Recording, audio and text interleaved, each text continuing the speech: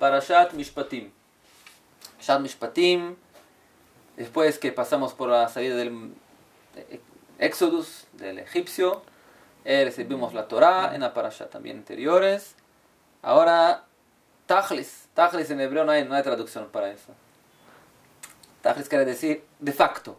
De facto, hay ahora que empezar a estudiar la Torah. Se puede hablar mucho en vuelta de la salida, de los milagros, pero si no se entra dentro de la Torah y empieza a estudiar las leyes detalladas, no hicimos nada. Esa es también en parte la idea, que justamente después de los Aseret Adibrot, después de los 10 mandamientos, inmediatamente después vienen las leyes prácticas del día a día, de cómo hay que vivir, qué es lo que hay que hacer, y que eso es muy interesante. Sí. De la Haggadah una gran diferencia entre la manera como el judaísmo mira la Torah, el Tanaj, y como otras religiones lo miran, que lo miran como que diciendo, mira, se puede quedarte en ideas filosóficas generales del amor por el mundo, el amor por el próximo. No hay necesidad de entrar tanto en detalles de exactamente cada ley, cómo va a ser. Lo importante es la intención general, pero la Torah no tiene que entrar en detalles. Si entró, la intención no era que nosotros vamos a llevar realmente a serio todos los detalles. Y Baruch Hashem, nosotros, como representantes del pueblo judío, sabemos que la Torah, lo que está escrito es la ley. No es un chiste, no es una idea general, no es una filosofía general, sino que la palabra de Dios tiene que ser exacta. La Torah es el manual de instrucciones que Dios crea al hombre y le pone un objetivo en este mundo. Y el hombre puede encontrar lo que tiene que hacer a través de los detalles que nos dé la Torah. Por eso nuestros sabios, la Torah dice que tenemos que apegarnos a Dios. Entonces nuestros sabios nos dicen, ¿cómo te apegas a Dios? A través de cumplir lo que Él te pide. Y lo que Él te pide está detallado en la Torah. Y bueno, y hay algunas cosas que están totalmente detalladas y otras cosas que están solo una parte detallada. Y la Torah, claro, pero la Torah misma da el poder a los Jajamim de explicarnos lo que no entendemos. Entonces, bueno, en base a eso tratamos de cumplir. Nuestro apego a Dios va sobre todo a través de yendo a todos los detalles de lo que Dios nos pidió hacer, de los que nos pidió en forma explícita o de los que nos pidió en una forma que no entendemos del todo leyendo solo la Torah, pero a través de los Jajamim es que tratamos de entender. ¿Cómo se puede decir que el judaísmo no es el trabajo con Dios bichlal, no solo judaísmo? El trabajo para con Dios no es un supermercado que se puede optar, eso yo quiero, eso no quiero, eso va, eso no entra, compras lo que quieres, no compras lo que no quieres, sino es one package deal, sí, es un pacote. Eso fue, lo que tú dices fue un poco la filosofía que tiene hoy en día. Uno de los brazos, digamos, está el judaísmo reformista, que ellos dicen eso, que cada judío elija lo que quiere cumplir. Los judíos que quieren ir apegados al camino de la Torah no podemos decir algo así, porque si Dios nos dio toda la Torah, entonces, ¿cómo nosotros, como seres humanos, en base a qué tenemos la posibilidad de elegir lo que cumplir de lo que Dios nos dijo? Si Dios me dice algo es porque Dios entiende que eso es lo que se necesita para vivir. Entonces, en base a eso no tenemos la posibilidad de elegir esto sí y esto no. Y también la Torah, como tú dices, no es lo que me queda cómodo, lo que me gusta hoy. A veces decimos que el cumplir el judaísmo es Avodat Hashem, el servicio de Dios. Y a veces el servicio es más fácil, y a veces el servicio es más difícil. Y depende de cada persona también. Hay personas que todo lo que saben que es una mitzvah van a ir corriendo a hacerlas con mucho gusto y no hay nada que les resulte difícil. Y hay personas que les cuesta mucho ir por el camino de las mitzvot, pero bueno, cada uno a su nivel de cómo acercar. Y bueno, lo que tenemos que hacer es entrar en las leyes mismas y tratar de estudiarlas para saber qué es lo que cumplir. Y lo hacemos entonces. ¿Qué es lo que hay que cumplir? Okay. Entonces, la parashá empieza con el asunto de los esclavos. Los esclavos es un tema muy delicado, que hay, en la verdad, deberíamos hacer una clase entera que de 1 hora para hablar, pero un poquito tiempo que podemos sacar, 10-15 minutos, intentar entender un poco sabemos que la Torá es la palabra de Dios, Dios es misericordioso, cuando todos los enseñamientos de la Torá son enseñamientos para nuestro bien, para que podamos vivir mejor, una vida saludable, saludable espiritualmente y materialmente, socialmente. Y si es así, ¿por qué la Torá entonces infiltró un tema que al principio, hoy en día, en el mundo moderno, es muy difícil de entender, que es la idea del esclavo? Esclavo, imaginamos el esclavo, ya imaginamos yo como alguien que nació en Brasil. Látigo, ahí pegándole ahí. Sí, me recuerdo que vi en televisión cuando era pequeño. Raíces. Raíces, ahí era Esclava Isaura también. Había varios programas sobre la época de la esclavitud famosos. Y yo vi una entrevista también una vez con una mujer que nació como esclava todavía, porque la esclavitud se terminó en 1888, que o algo así. Ella nació todavía como pequeña, con estatus, con posición de esclava. Después yo tuve aquí en la escuela en Israel, yo hice los últimos 2 años de la escuela aquí en Israel y tenía niños que se habían escapado de Irán de Khomeini y niños que se habían escapado de Etiopía a pie. Y escribí 2 entrevistas, una a la niña que se escapó de Irán porque la habían puesto presa porque se le veía un poco de pelos acá, entonces se escapó en un camión que iban a tirar la basura. Wow. De otro lado de la frontera, la pusieron abajo de la basura y así salió de Irán. Y el chico de Etiopía, que se fueron caminando, un grupo de chicos, les robaron todo el dinero en el camino, el guía desapareció, entraron en un pueblo y los tomaron de esclavos. Un compañero de la clase que estudiaba conmigo. Y ¿En Etiopía? En Etiopía. Y él me contó toda su historia de cómo lo tomaron de esclavos y que estuvo varios meses ahí como esclavos. Y que después, bueno... O sea, esclavos no es una palabra que se suena bien.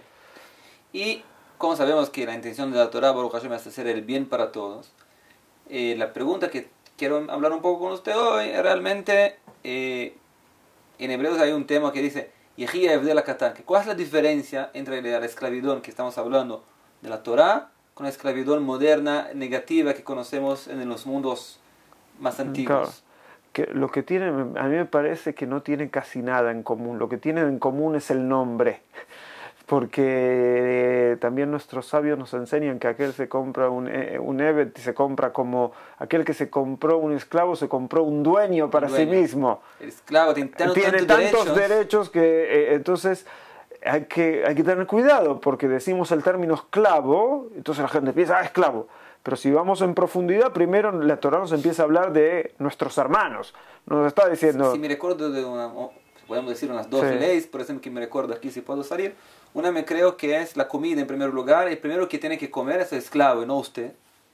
Sí me recuerdo.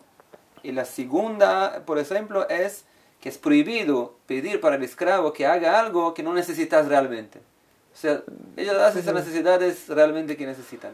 3, obviamente hay que dar todo el mantenimiento de comidas y dinero, todo lo que necesita para vivir, no solo para él, para la mujer, para los niños, beber y comer, etcétera, etcétera, y tratarlo como bien, como una persona, un ser humano, como merece ser tratado. Entre eso es, bueno, eso es parte de que si están en la situación de esclavo, no quiere decir que deja de tener sus derechos como ser humano. Incluso acá la Parashá nos habla de que si el dueño lo daña físicamente, entonces el esclavo se libera y deja de ser esclavo por el daño físico que le hizo, si en un diente, en un ojo. ¿Qué es una hartá? ¿Cómo se traduce hartá? Es algo para tratar de... evitar, para que el dueño tenga miedo de baterlo, de pegarlo.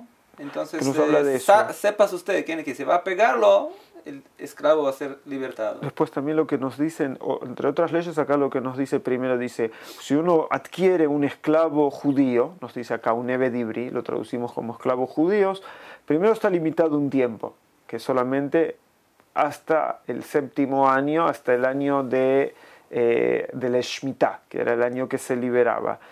Eso por un lado. Después, si el esclavo venía con todo tipo de cosas, él se las iba a llevar, ese tipo de cosas. O sea, no quiere decir que las cosas que él trajo pasan a ser de quien lo compró. Que eso también, que acá nos dice, Inbegapó Yapó, Begapó Yitze, Bimbali Shau, Beitze Ishto Imo. Si viene casado, se va con su mujer también. No quiere decir que deja las cosas ahí. Y después, bueno, también acá la Torah, entre otras cosas, la Torá nos dice, sí, él vino por esclavo por un tiempo, es como un empleado, un plazo largo más que todo se puede decir el esclavo, pero también dice, bueno, es por un tiempo, cuando llega el 7.º año él se tiene que ir, y si no quiere irse, hay que marcarlo, que todo el mundo Se vea, marcó en la orella, como quien diciendo, se le dice la Torá, perforaba la oreja, perforaba. se le perforaba la oreja al lado de la puerta, en la mezuzá, dice la Torá, para mostrar, esa persona decidió ser esclavo y no ser libre. Ahora, Como algo negativo. algo muy Y negativo. la Torá, y Rashi trae también en la parasha de Crescenta, la persona que escuchó ahora en Monte Sinai, Avadim Atem Li, que ustedes son mis esclavos de Dios, ahora optó por otro dueño. ¿Cómo puede ser? Tenemos solo uno dueño del mundo, que es Dios. Que No es puede Dios, ser exactamente. que un hombre entonces se queda dueño para siempre Yo de otra persona. vi una de las explicaciones de Jajamim sobre esto mismo que tú dices, que habían discusión entre los Jajamim por qué hay que perforar la oreja de aquel que decidió por su propia voluntad después de que terminó el periodo en el cual él se vendió como esclavo, porque como una persona, como un judío llegaba a ser esclavo de otro judío, o que él se vendió porque no tenía trabajo, no hizo bien las cosas, le fue mal en la vida y se vendió, o porque era un ladrón y no tenía cómo pagar. Eso es muy importante, o sea, los motivos son dos.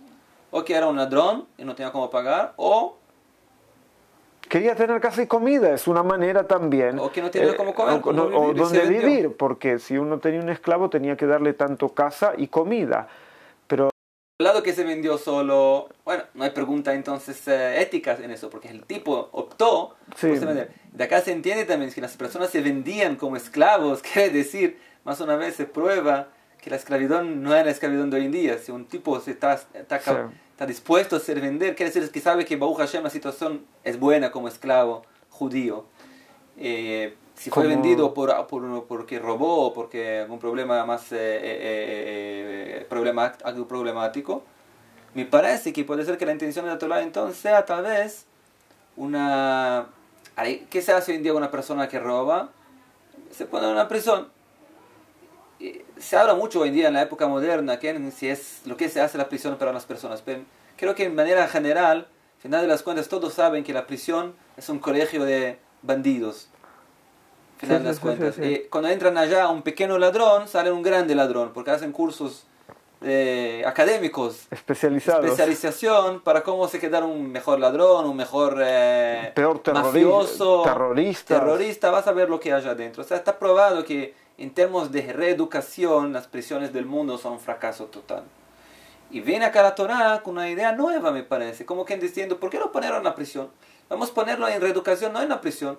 Sí, trabajar para una persona, otra persona, una persona que tenga valores, y dentro de la casa, la persona con valores va a pagar sus pecados que imperante la sociedad, pero también aprender de una familia buena lo que es comportar como un judío verdadero, como un trabajador de Dios.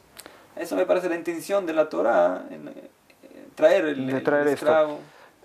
Antes estaba diciendo que habían dos explicaciones de por qué se lo marcaba. Sí, que se marcaba la oreja al esclavo que decidía ser esclavo y no salir libre de cuando llegaba el 7.º año. Una era la que tú dijiste, de que el oído que escuchó que somos esclavos y servidores de Dios y decidió ser servidor de un ser humano, entonces esa persona hay que marcarla, que la sociedad vea esto. Otra idea que es que en los Aseret Dibrot mismos dice Lo yeleja Elohim acherim, no tendrás otros dioses. Y ese midrash, esa explicación rabínica, compara a la persona que está eligiendo tener un patrón, tener un dueño y el ser esclavo como ponerse algo como que está por sobre arriba. Siempre que se ve que la relación entre el esclavo y el amo y el dueño es como una situación de temor, ¿no es cierto? Pero temor, ¿a quién hay que tener? Únicamente a Dios hay que tener temor. Entonces el que por su propia voluntad elige el temor a otro ser humano es como Avodah Zará, es como hacer idolatría, entonces por eso hay que marcarlo. Esa es otra explicación más que también lo está conectada con la primera explicación también, lo presenta más a la primera explicación. Es parecida, pero también tiene eso. Para acrecentar más un punto también, creo que es importante también acrecentar también que había una esclavitud de idólatras de la tierra de Israel. O sea, sabemos que había esclavitud acá en la tierra de Israel de pueblos que no eran judíos, y todos que no eran judíos acá eran idólatras en aquella época. Y acá viene la Torah y dice, cuando un idólatra es cambiado para un esclavo de un judío, es para siempre. Y es interesante, ¿qué quiere decir para siempre? En primer lugar, no es para siempre. Si el judío quiere sacarlo de la esclavitud, lo puede. Pero algo acá muy interesante, que la esclavitud es una mitad de una conversión ya. Así dice el Rambam también. Cuando un esclavo no judío se quedaba un esclavo de un judío, hacía una tevilá, se iba para mikve, como se hace hoy en día también en conversión judía, y el esclavo tenía que guardar las mitzvot de la Torah, no todas las mitzvot, son las mitzvot negativas de la Torah, como una mujer, con las mujeres guardan también las leyes negativas también, como que diciendo, sos casi un judío. Y si el dueño, y había muchas situaciones que lo sacaban, se encuentra en la Gemara, por ejemplo, que necesitaban de un minyan para rezar juntos, hay que Tevi. 10, Tevi evet shel Rabbi Yehuda Nasi, el esclavo de Rabbi Yehuda Nasi, que necesitaban un minyan 10 judíos para hacer la tefilá, y habían solo 9. Bueno, había uno que era un esclavo no judío, lo libertaron, y tenían 10 personas, o sea, no había mucha contra, si hay necesidad, lo libertamos. Pero más do que eso, lo que se ve también mucho, que los esclavos en aquella época también le gustaban mucho de ser esclavos de los judíos también, más una vez, por el tratamiento, la situación, la conexión con la santidad, y con la intención de la Torah, más una vez, era convertir idólatras y aproximarlos en el trabajo para con Dios. Obviamente, creo que se puede aprender hoy en día también, que a pesar que no hay esclavitud hoy en día... Esclavitud sí no hay.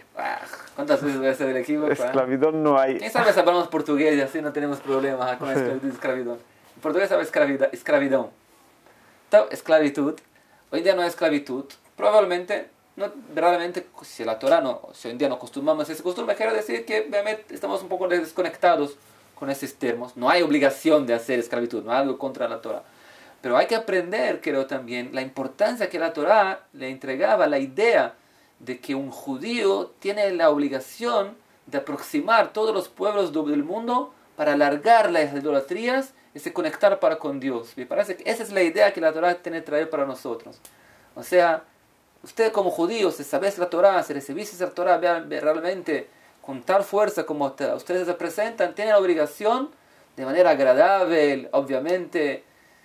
Nosotros no somos un pueblo de jihad, ¿okay? Somos un pueblo de paz, que procuramos pasar la Torah de manera agradable, ¿okay? Pacífica. ¿Okay?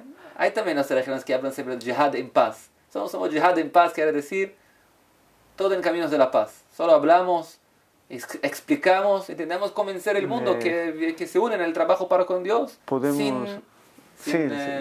sin derramar sangre. Podemos recordar justo el final, lo que conecta la parashá anterior con nuestra parashá, ¿cierto? La parashá anterior fue Parashat Yitro.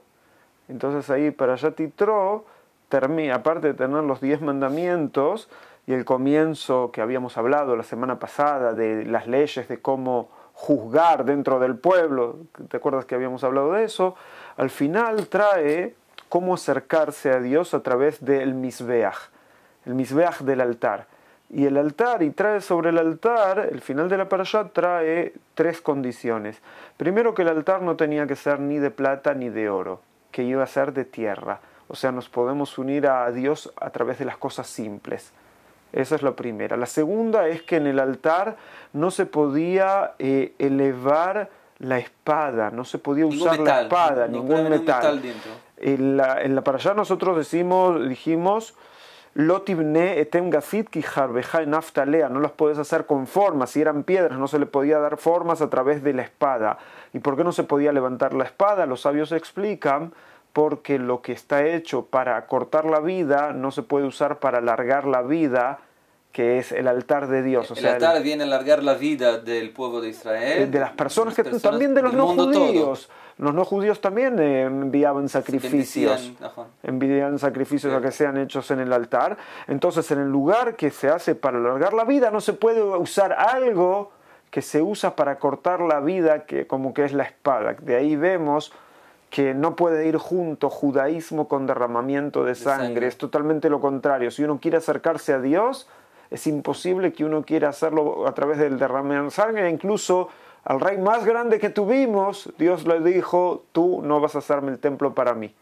¿Por qué derramaste sangre? A David, al rey David, cuando quiso construir el templo en Jerusalén, cuando él hizo a Jerusalén capital, Dios le dijo, no, tú no. Solo tu hijo. Tú derramaste mucha sangre, no puedes construir un templo a mi nombre, solo tu hijo. Shlomo. Shalom, que Shlomo, es la Shalom, paz. es la paz, que la paz es de él, sería Shlomo. Entonces, yo completo también que ya que traes el altar, el Mizbeach también, el Rashi acrescenta allá también. Si aprendemos que el Mizbeach, que no tiene vida, a pesar que no tiene vida, pero Dios lo dijo que no hay que poner espadas allá porque trae paz entre Dios y el pueblo y el mundo. Entonces una persona que trata de traer paz para el mundo entre un hombre y una mujer, entre una pareja, entre amigos, una persona que es una persona de paz, no solo que no hace guerra, que procura la paz como Arana Cohen, a la Hat Kama Bekama, mucho más podemos tener certeza que Dios va a protegerlo y traerlo solo cosas buenas en su vida. Y así deseamos para ustedes también en casa que tenemos el mérito todos de solo hacer la paz, la tranquilidad entre nosotros, entre nuestras parejas, entre nuestros amigos, y así que Dios nos bendiga solo con buenas cosas, con buena vida y salud para todos. Shabbat Shalom. Shabbat Shalom.